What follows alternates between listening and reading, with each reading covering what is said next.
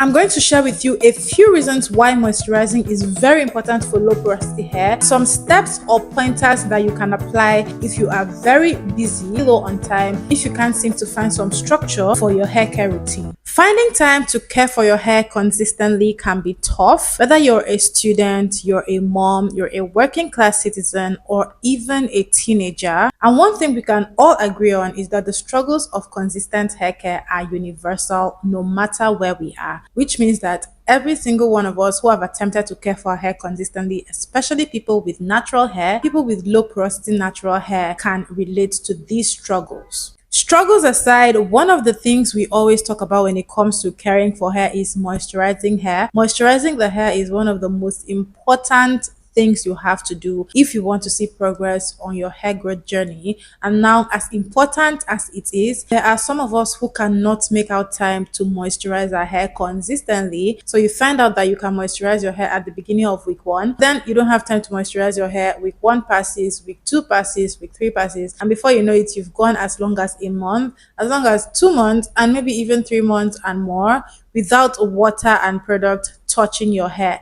Yes, it happens. Yes, I've had people who have reached out to me with this issue, and they have sought ways that they can simplify moisturizing the hair so that they can do it consistently, so that their hair stops breaking or their hair grows longer or thicker, whatever the case may be. If you're not familiar with porosity, porosity is how well your hair absorbs moisture or otherwise. That's the entire premise for how you're going to go about moisturizing your hair, and also the premise for the kind of products you're going to use to care for your hair to keep it healthy. So there are 3 types of porosity we know: high porosity, which means your hair absorbs moisture easily and also loses it easily; medium porosity, which means your hair is between high and low porosity; and low porosity, which means your hair takes longer to absorb moisture, but then it also takes a while to lose the moisture. If you are growing your hair, you will need to know what porosity your hair falls under so that you know how to go about your hair care routine, so that you get results, so that you're not just doing a bunch of things to your hair thinking you're doing the right thing, while in all that time you are doing stuff that will not help you get to your hair goals in one piece. So the easiest way you can know your porosity is to do a porosity test. Just pluck a strand of your hair and put it into a cup of room temperature water. If your hair sinks to the bottom, it's high porosity.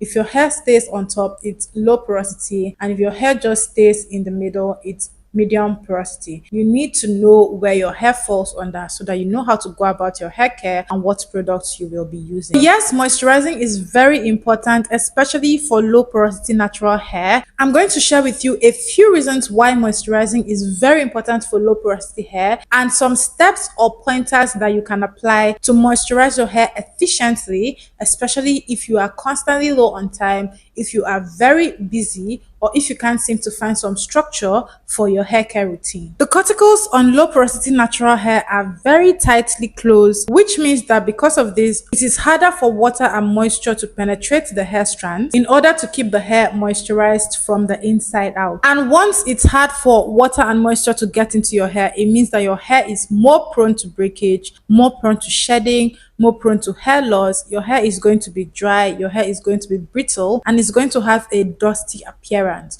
So what you are going to need to do is to stay on top of your moisture and be very intentional about it. Doing this consistently and intentionally is going to make your hair accustomed to receiving moisture and water, and you're going to be able to make your hair softer, make your hair feel better, make your hair conditioned properly, and also give your scalp a healthy environment for your hair to grow and thrive. Another reason why moisturizing is very crucial for low porosity hair is that if your hair is not moisturized, it's going to break a lot, and breakage is one of those things that you cannot avoid if you're trying to grow your hair. So what you want to do is make sure your routine allows your hair to grow while making or keeping the breakage at a minimum. If your hair is also dry, that means you're going to need to work on that, because consistent dryness weakens the hair strand, and weak hair strands also break more than stronger hair strands. So if your goal is length retention and you're having dry hair, you're having hair that breaks very easily,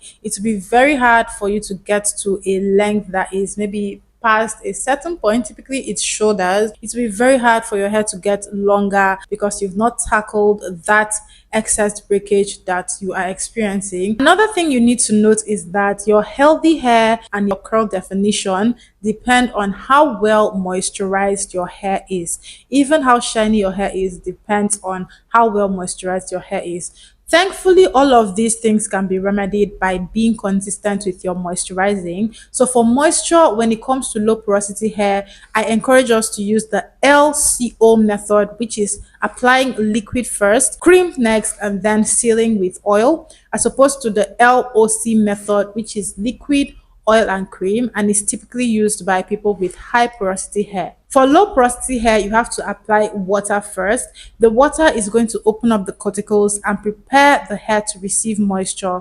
Then you apply your cream, which is typically your leave-in conditioner or your leave-in moisturizer, and then you seal that in with an oil. Sealing in with an oil keeps the moisture locked in and prevents the hair from drying out fast. So if you do these steps properly, you will observe that your hair will become accustomed to staying moisturized over certain periods of time. For example, me, I can moisturize my hair on a Monday and I won't need to moisturize again all the way till the next Monday. And this is because I've been doing this consistently over time. There were times when I used to moisturize my hair every single day, and there have been times where I moisturize my hair several days of the week just so that I could reduce dryness and get my hair accustomed to receiving moisture to make sure it grew healthier. And now let's get into the steps or the pointers you need to take note of if you don't have time, if you're extremely busy, or if you just can't seem to get into the routine of moisturizing consistently.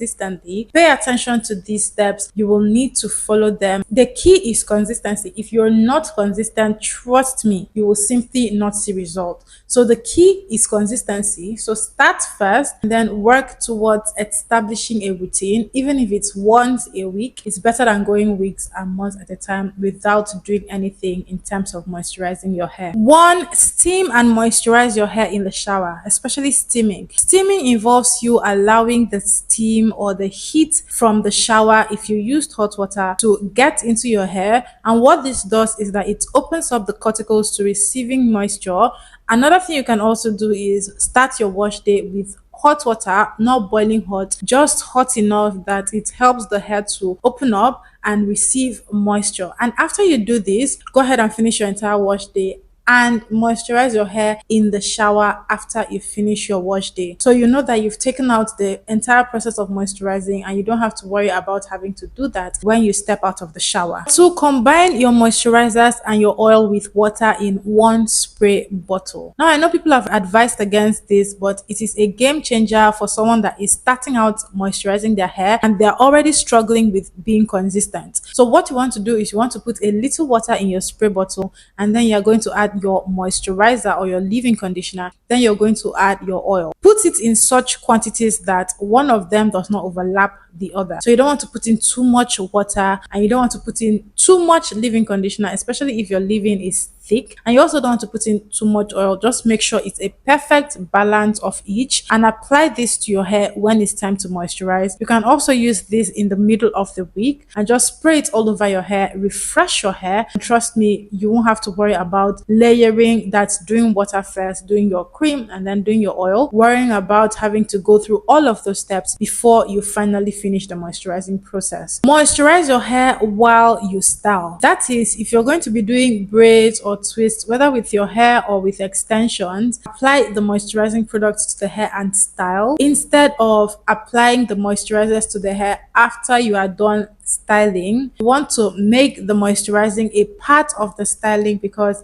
this is going to make it easier for you so that you don't have to worry about moisturizing when you're done with your style, and it does not now look like extra work. I mean, you're done styling your hair and you now have to worry about coming to apply moisturizing product. So to save time, just add it in, and then before you braid each section or twist each section, go ahead and apply your moisturizer and then do your section using a shower cap or a plastic bag for extra heat. Now you can do this after you apply your deep conditioner or even after you apply your leave-in conditioner. That extra heat is going to help the hair absorb the product better and is going to keep the hair condition better. By the time you take it off, you know that your hair is going to feel much better and even softer. better.